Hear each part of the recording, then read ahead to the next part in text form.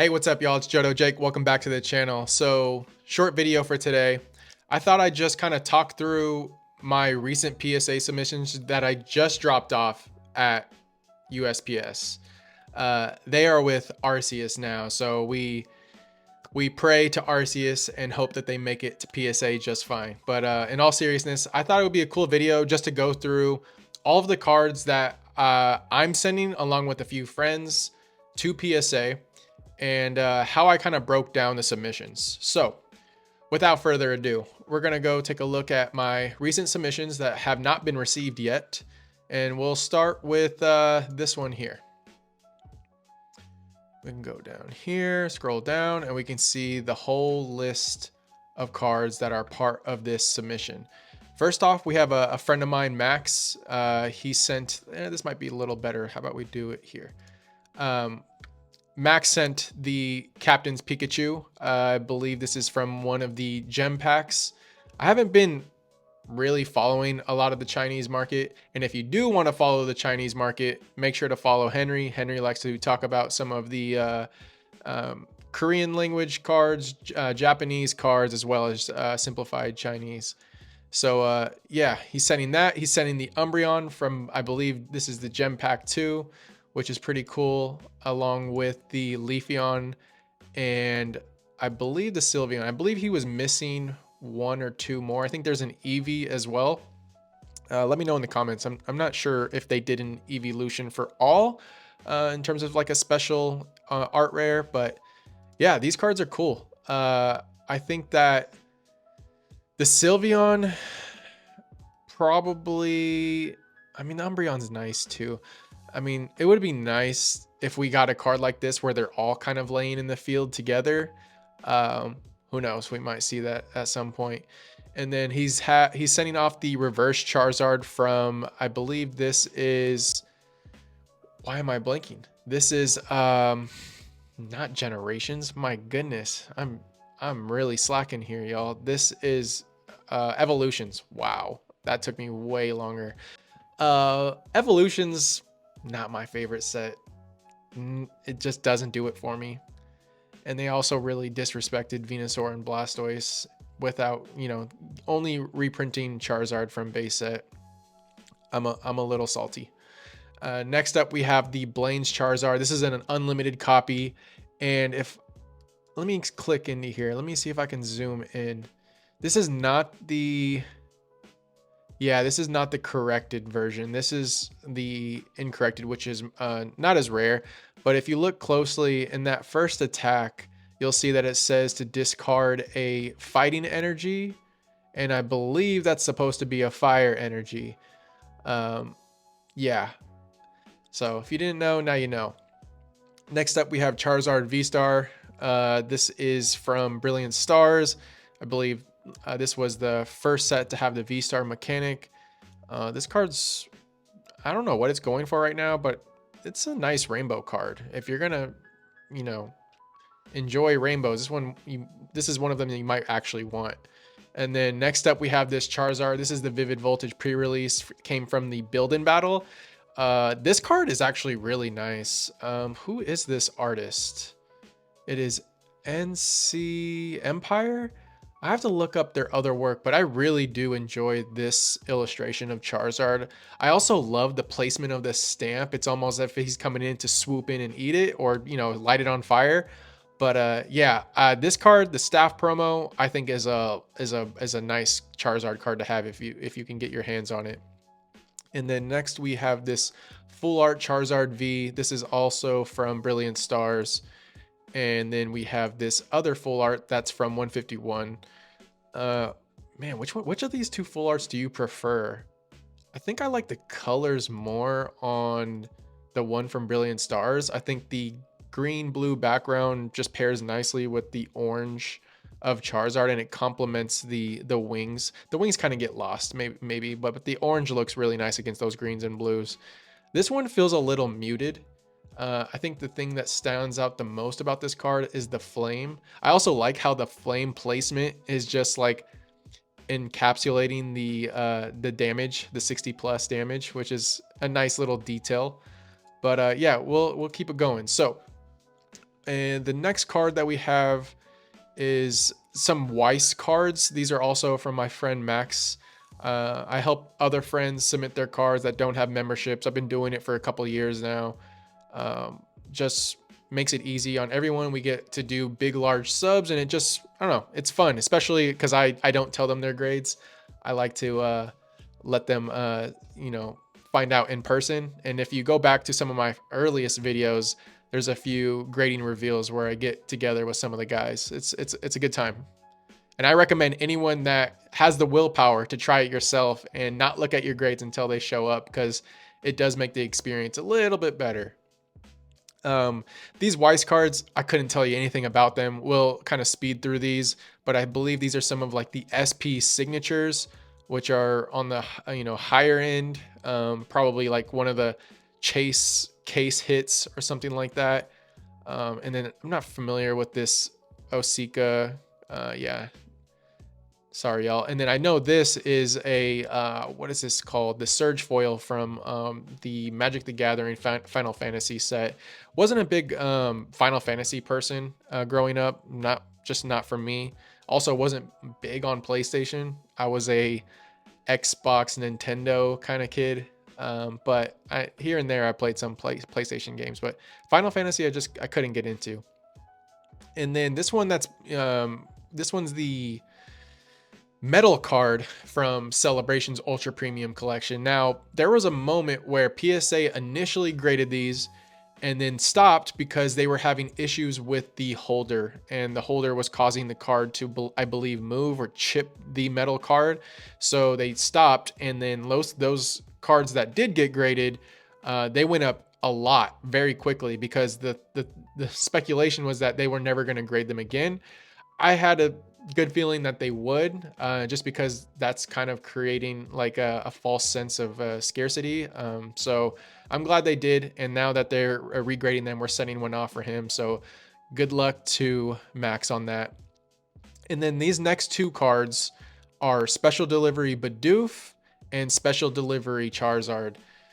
Now, these cards, the Bidoof is much rare. So this one is probably the harder card to come by. It's also the most expensive.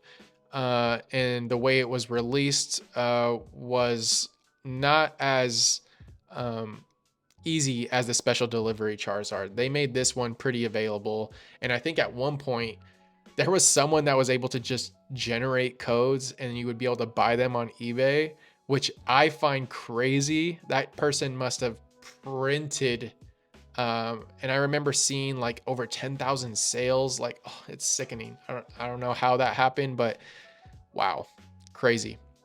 And then the next few cards are from my buddy Eric. If you follow Henry, you see Eric on Henry's channel every week as part of the podcast. So when I went up to Sacramento and I hung out with Henry and Eric, Eric decided he wanted to grade some cards with me. So we're going to be grading this here Kingdra from Neo 3. This Light Dragonite, which is one of my favorite illustrations of Dragonite. I love this card. This is from Neo 4 or Neo Destiny in English. I wish this Kingdra actually was holo in English. I know that this card is only holo in Japanese, and I love this artwork. Next up, we have some Legendary Collection reverse holos. So we're sending Golduck, as well as the Dratini, and then his Dragonite. You've probably seen a lot of these cards in one of my recent-ish videos, where I kind of showed off a lot of the cards that we were going to grade. I've consolidated as well as added a few cards and split the submissions up, as you'll see in a moment. And this is Eric's last card here, this Cardash Dragonite. Great illustration. I love all the original Ken Sugimori illustrations of all these Pokemon doing their special attacks. They're fun cards. And the next up is a few of my cards. So sending off this Rayquaza, I believe from Supreme Victors, this Shining Rayquaza, This Shining Rayquaza is from Shining Legends. This Moltres, Zapdos, and Articuno GX. This is the non-textured art, but I really, really like this card. I love how Arita just like, I don't know, this cool sense of motion, but the composition just looks incredible. It's, you know, I think I should have tried to find a Zapdos EX from 151 to grade sequentially with these, because it would look really nice to pair those cards together. Even maybe the stained glass birds too. But you know, I think this card will 10. I think this one here, this Rayquaza, will probably get a 9 if I'm being honest. And I think the Rayquaza has a good shot at a 10. The centering was probably not perfect, probably top to bottom. It was a little heavy top to bottom, but we'll see. We'll find out. And then I'm setting this Crobat V. I think this is one of the most underrated trainer gallery cards. I'm also just a big fan of silver. We need more silver cards. I think, and also, I mean, Crobat's been getting some love actually. That Team Rocket's Crobat from Destined Rivals is one of my favorites. It's another card that, you know, has an interesting aspect, and it's going to be a part of a video that I'm doing in the future that we'll go into more detail about. But yeah, next up we have Regidrago V from Silver Tempest. Graded quite a few of these, all have 10. I don't know what it was about this card, but it was always really easy for me to find raw copies and grade, and not the highest demand. It can't knock it because it does have the little Lugia cameo in the background. And then next up, I'm setting off another Squirtle illustration rare, as well as this Articuno from Journey Together. And that's the illustration rare. One of my favorites from Journey. And then next up, we have the Archelodon EX. This is from Surging Sparks. Expecting a 10 on this. The back was really clean. No white dots. No edge wear or anything like that, or print lines. And then this here, Iron Crown, which had a very, very small micro dot in one of the corners, but we'll see. I think it'll 10. We'll find out. And then just recently I picked this up, and this was a Ethan's Typhlosion illustration rare from Destined Rivals. One of the best illustration rares of the Scarlet and Violet era. Love this card. Love this. Just screams like I'm in a Pokemon battle, and it's just done so well. And then I'm sending off this Ethan's Ho-Oh from Destined Rivals as well.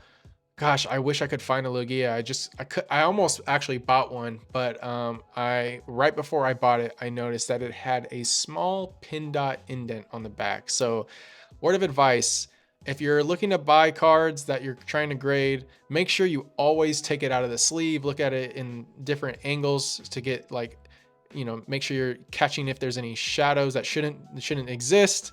That way you don't feel the pain of getting it and getting home and then seeing it with damage. And then next up, we're going to go into some mid-air. I'm setting off this Mawile. A lot of these I'm hoping for 8s and 9s, to be honest. I don't expect 10s, but you never know. We'll see.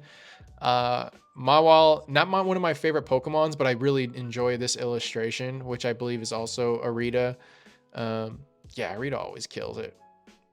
And then here we have this Mudkip, EX Mudkip. This is, I believe, yeah, EX Emerald Reverse. This was a set that had a really cool reverse hollow pattern with those Pokeballs.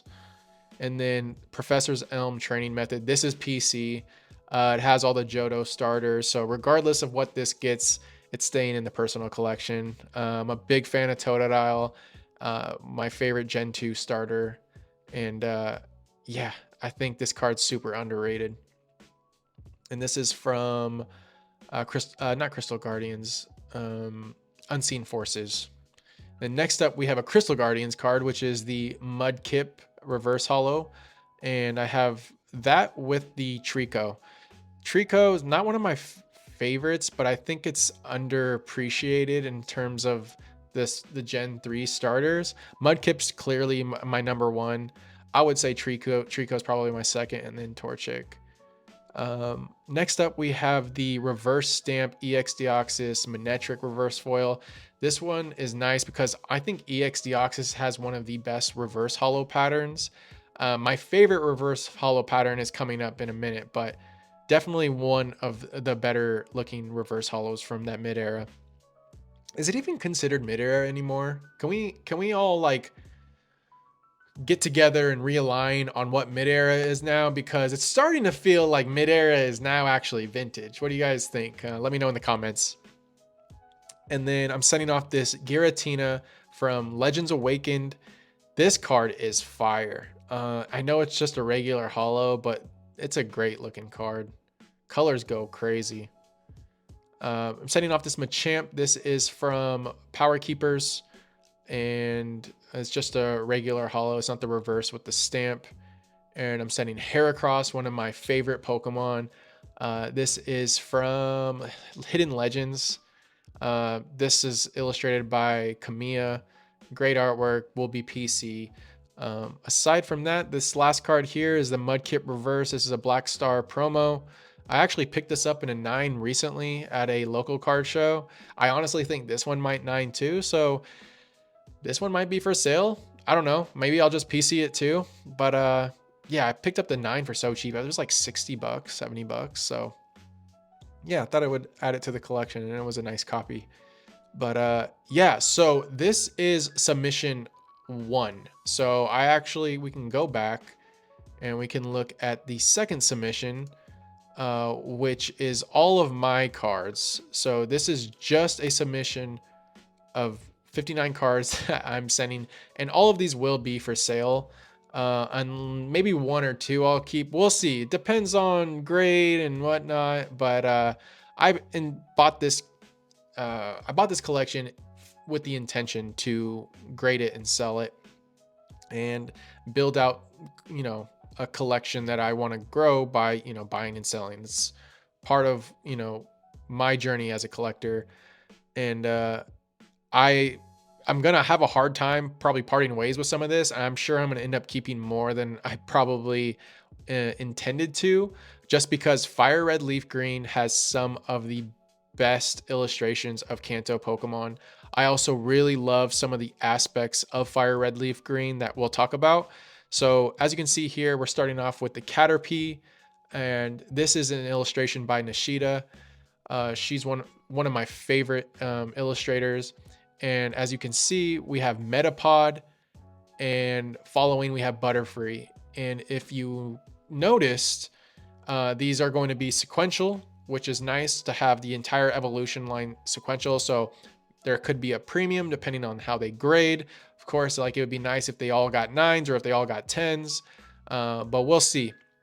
Another great thing about Fire Red Leaf Green is that they allowed the artist to illustrate the entire evolution line of these Pokemon. So all 3 of these illustrations are actually illustrated by Nishida.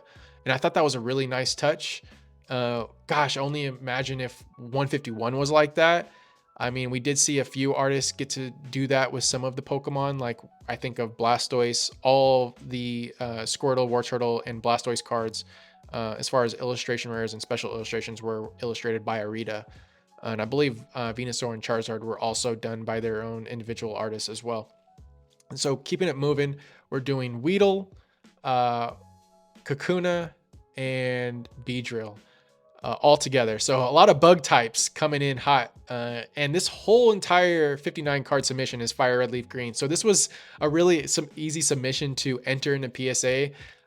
When you're doing large submissions, it's kind of frustrating to have to like look up each and every card. I typically have eBay up on one screen so that I can, search the card up and find that card in a PSA label, copy it, paste it in, find the search result that actually aligns, and that makes it easier. And you're always kind of going back and forth. Now, what I like to do, and this is just preference, I like to try to bundle each card with the set that it's from. That way I can just copy and paste like a portion of the label, which would be like the year, the TCG, the set, and what other like details that are a part of each and every card. That way it makes that submission process a little easier and a lot smoother, and definitely a lot faster. So this, like I said, this submission was really easy to kind of get through quickly. Next up, we have this beautiful Cubone. Um, this I truly love, and I think this card does a good job of it. Love the reverse holo from Fire Red Leaf Green, where you see all of the different elements. You got the electric type, the water type, the psychic type, all of them. It looks really good. And you kind of see it in this scan of Cubone with that light ray coming in from that top right corner. Next up, we have Marowak. Uh, Glad I was able to get those sequential. My friend Bo, fellow collector friend of mine, will probably want to buy these from me because he's a big Cubone fan. So I already have some buyers already lined up for some of these cards. Next up, we have Seal. Cute card, simple. And then we have the Dugong. I think I remember the Dugong probably not grading so well just because it had a little bit more whitening than most of these cards. But I did want to make sure I just graded them sequentially anyways. I think the Seal was stronger. But the Dugong, like I said, it had a few white dots on some of the corners that were pretty big. So I'm expecting like a 7 or an 8 on that card. Next up, we have the Poliwag line and Poliwhirl and Poliwrath. All of these look fantastic. I love the swirls that you can kind of see in this illustration pattern. Yeah, I love this. Next up, we have Shellder and Cloyster. And this Cloyster is one of the best. Like, Cloyster is probably a rare few of people's favorite Pokemon. But if any card from Cloyster's line of Pokemon cards can influence someone to like Cloyster, this one would be it. It's so menacing. It kind of gives me Gengar vibes. Like, he looks like he's up to no good at the bottom of the sea. But yeah, this card's really good. And as you can see, this is the reverse holo for I believe these were the rares. If I remember correctly. So that, like, this card is holo no matter what, but if it's the reverse, it has the Pokeball stamp at the base of the card. Whereas like Shellder, for instance, Shellder is either holo or non-holo, and the reverse is considered the holo. So yeah. Next up, we have Diglett and Dugtrio. Great cards. I think this Dugtrio is one of the better Dugtrio cards. It looks really good. Shout out to the Green Shiz. I know Diglett's one of his favorite Pokemon. He has an entire binder of Glizzy Digletts. Next up, we have Rattata. Rattata? I don't know. It trips me up every time, ever since I was a kid. And we have Raticate. So a lot of like evolution lines, which I was really excited about. And I think it'll look nice once they're graded. I mean, obviously this would have looked nice in a binder too, right? These were actually really good copies. And I could have like set out the idea of maybe master setting Fire Red Leaf Green, but I really like trying to consolidate my collection as well as just, you know, shape it a little better. And there's always improvements, and sometimes you just got to let things go. And then if they come back with time, you can revisit that opportunity. But I decided that these are just cards I'm going to grade because they were in really good condition. And I think a lot of them will at least have a chance at getting 9s, maybe some 10s. We'll see. We have Jigglypuff and Wigglytuff, both cute cards. I was trying to see if Wigglytuff was looking. I was just looking at the flowers. I thought there was maybe a cameo Pokemon. And we have this Drowsy, and we have this Hypno. Fun fact about the Drowsy, when I was searching it up in PSA, they actually have Drowsy's name spelt wrong. They have it with a Z and not an S. So anytime I would try to search this card up, it wouldn't show up. And then I found out that the PSA accidentally misspelled it. So it'll probably show up misspelled on the label too, which is kind of funny. And then we have this reverse Hypno. Great card. The holo pattern looks really good with this one. Next up, we have Ponyta and Rapidash. Great cards. These ones look like stills out of the anime almost in terms of like the art style. And then we have Nidoran, male, and Nidorino. And we have the Nidoking. The Nidoking's pretty sweet. Like throwing a boulder, like a baseball. Next up, we have Venonat and Venomoth. I like the Venonat a lot. It's cute. You guys, what do you guys think of that theory that like Venonat should have evolved into Butterfree? How do you guys feel about that? I mean, they do look a lot alike. Do you think that was supposed to be the actual evolution line, or is that just some made up stuff for the internet to, create all of these tinfoil hat theories? But I mean, I won't lie, they do look similar. Next up, we have Krabby and Kingler, and this is the reverse. These cards look good. Mankey, as well as Primeape, and then Meowth and Persian. These are nice too, really clean. The normal type, or like the colorless cards, look really good with this hollow pattern.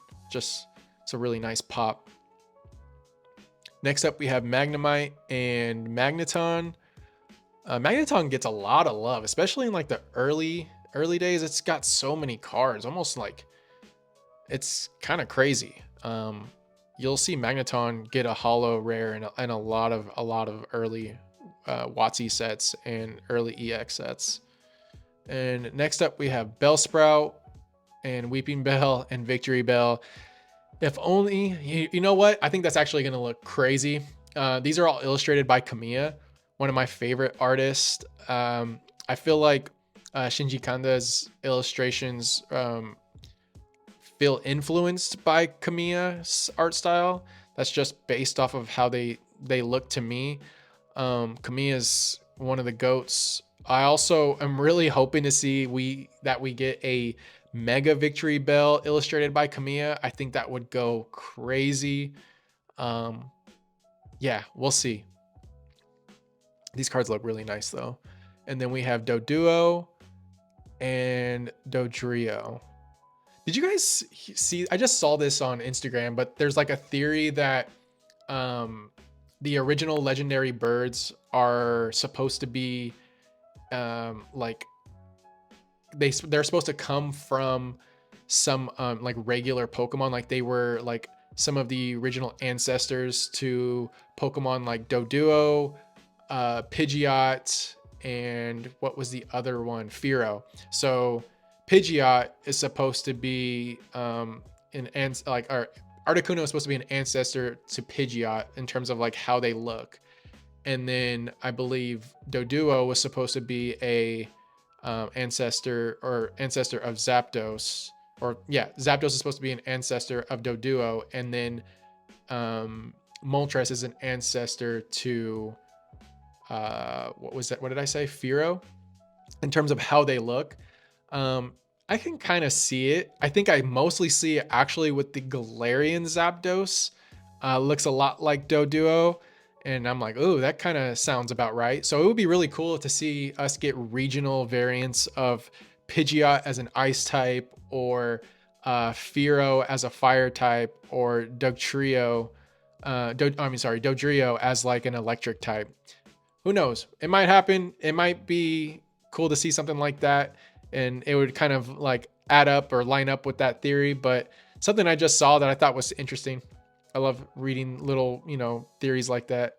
Next up, we have Spearow and Fearow.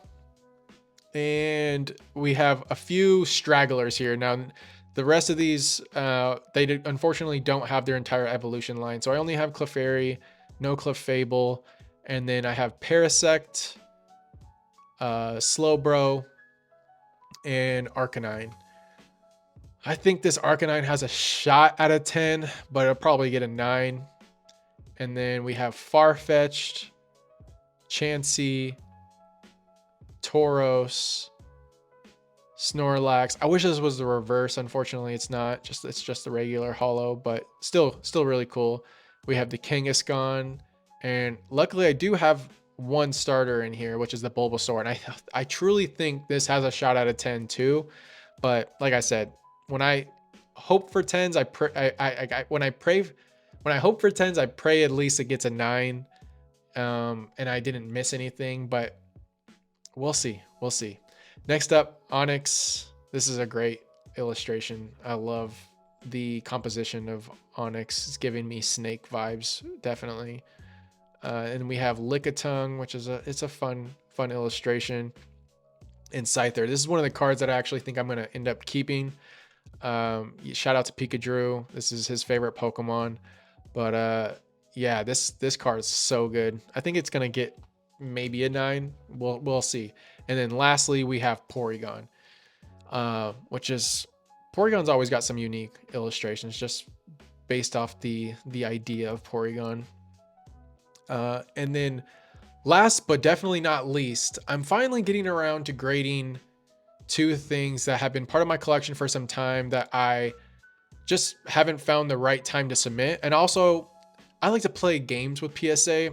And what I mean by that, as you can see in that first submission, I wanted to mix things up. So it's not just Pokemon, it's Weiss and some other TCGs. And in the past, pre this boom, I've found that my submissions were turning around faster if they included other TCGs. Now, this is just, like I said, another tinfoil hat idea, but I've had like bulk submissions door to door 2 weeks, and that was unheard of. Like at any point since I've been back in the hobby, that's like unheard of, and it actually happened. Of course, I'm in California.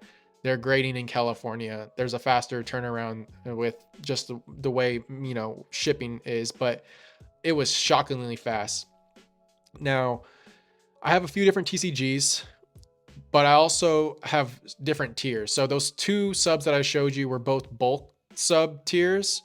But this one here is value, but they're not just any regular cards. These are, let me scroll down here. These are box toppers. So I picked up this and another card at a local card shop, and these are the jumbo box toppers that were on top of the legendary collection booster box. You would get 1 of 4. So Dark Blastoise was one of them, and on the back you'd actually get this checklist, and it's the entire legendary collection set.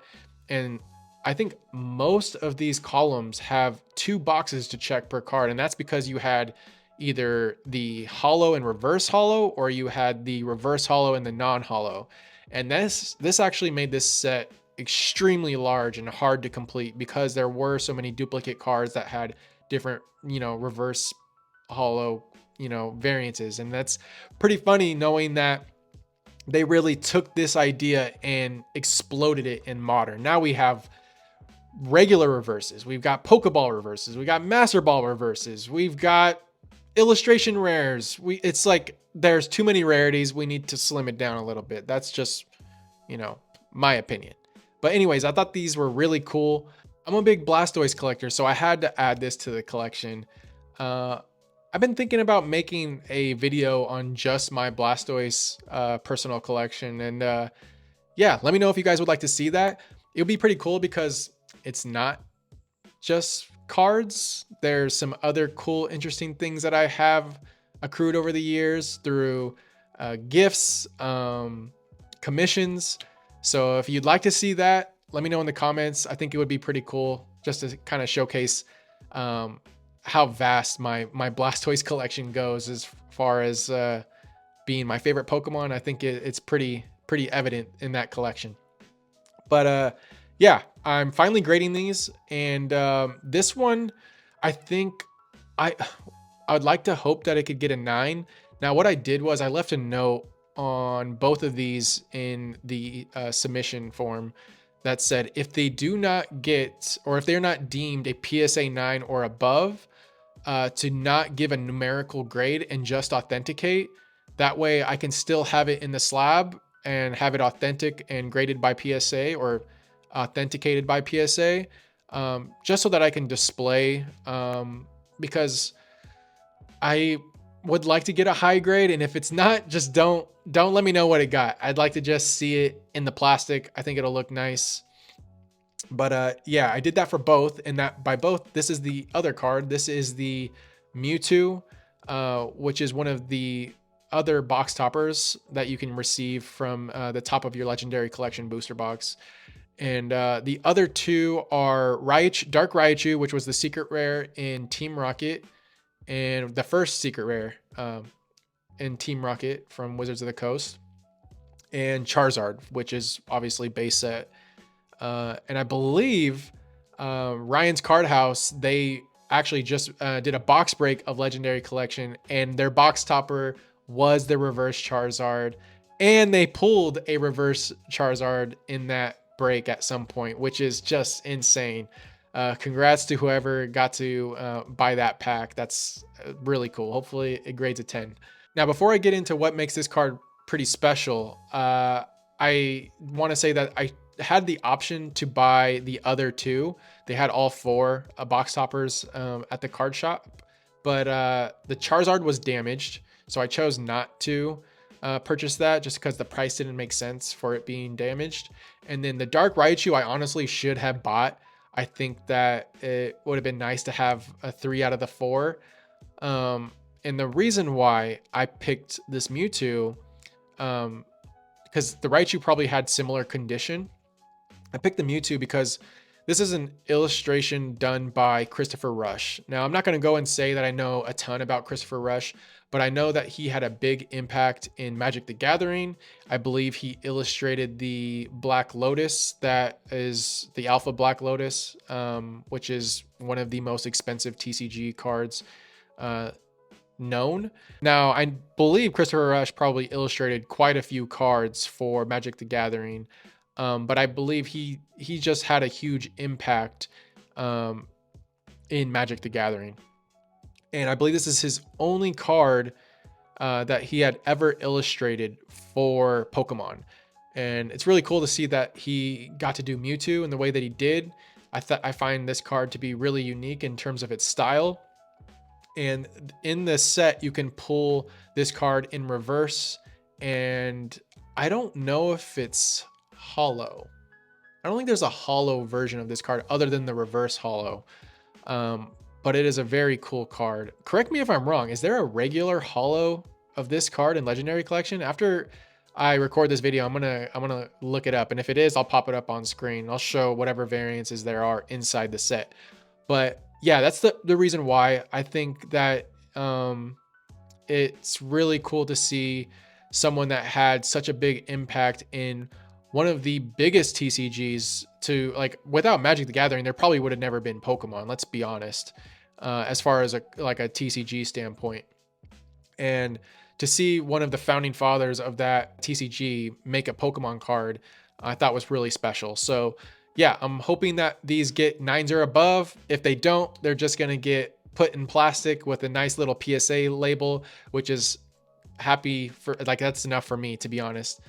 Now, I sent these in as part of Value Plus. So it's a different tier. They have a faster turnaround time. It's a little bit more expensive. I believe each of these jumbo box toppers were $50 a piece. But what you can do with PSA is that you can group all of your submissions. So if we go back and we look at all 3 of these submissions, you can actually select them all and package together.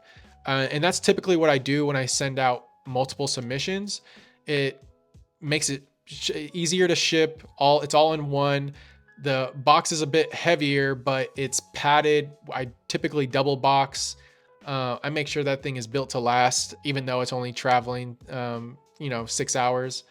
Yeah, I think I want to play let's see if I can skip the line. So it's a game we play. I don't like to play psychological warfare with PSA in terms of what order I place cards in or how many of one card I should send.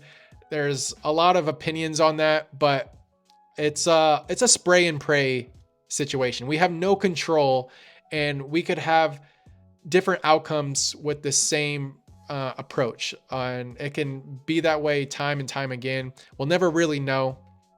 But yeah, these actually just got sent out this morning, so hopefully they are received. Typically when I send this PSA, they are received and accepted in the app within 2 business days, sometimes 3. But with the way they're impacted, I know that their turnaround times are getting a little bit better. They're improving their turnaround times for some of the higher tiers. I don't know about bulk, so we'll see. And I will make sure to update you guys as soon as I get them back. We will do a graded card reveal on the channel. So if you'd like to see that, make sure to leave a like, comment, and subscribe to the channel. Turn on your notifications. I really appreciate it. And until next time, happy collecting. Peace.